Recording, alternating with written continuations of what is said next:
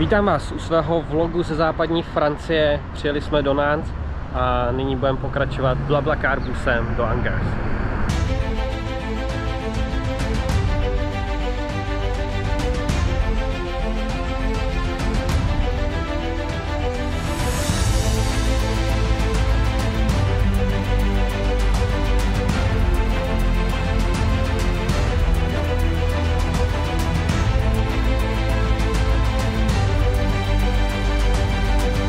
Oh la la.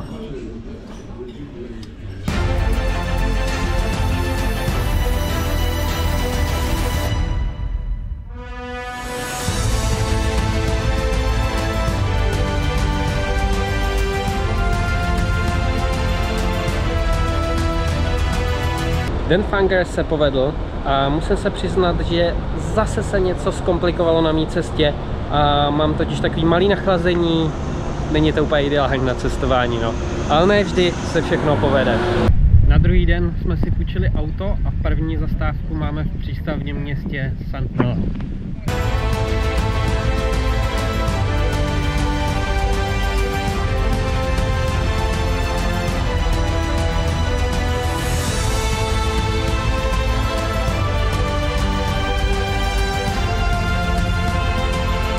Dali jsme si tady parádní obídek, nějakou kolobásku v palačince a někdo jde do mušlí rovnou.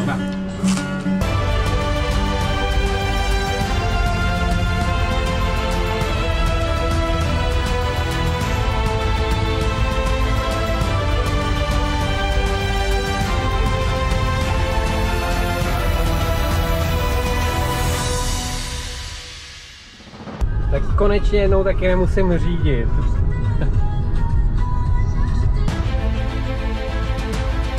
To je parádička, jsme se přijeli ubytovat do Normandie, do krásných chatiček.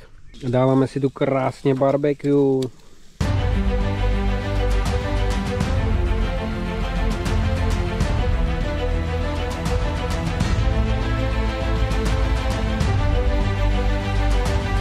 Cíl naší cesty splněn, dorazili jsme na pláže vylodění. Naše první pláž je Omaha.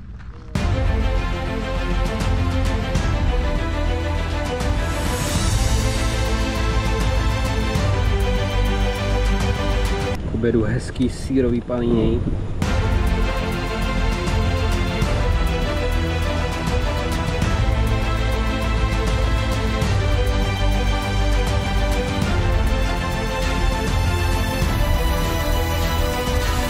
Byli jsme se kouknout do muzea vzpomínce bojům o Normandii, bylo to i s kinem, stalo to za to, za 7 pade, dobrý.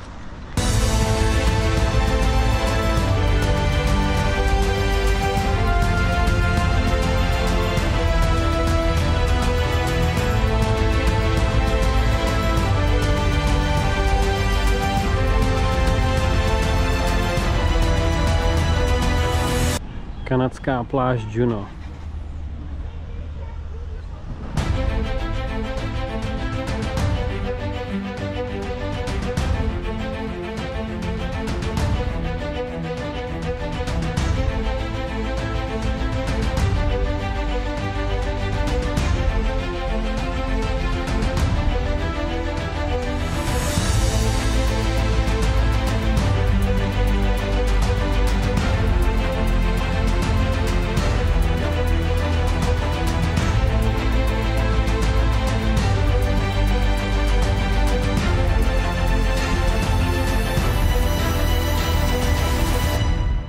Střílej!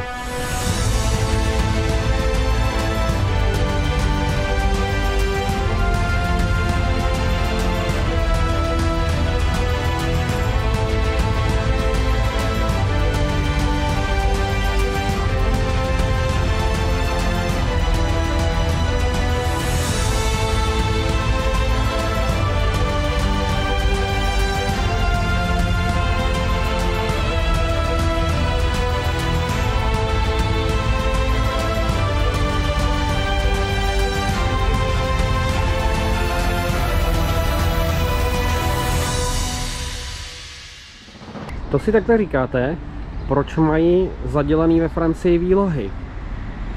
No a hned na to pochopíte, že když je nezaděláte, tak to může takhle dopadnout, no. Hold protesty.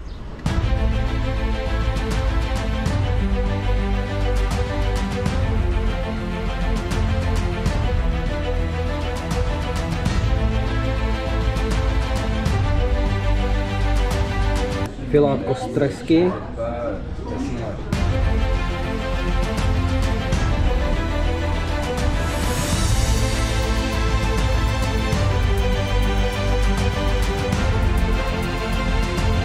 Přesunuli jsme se do Rennes a je to velice krásné město, akorát na den a půl tady moc není co dělat.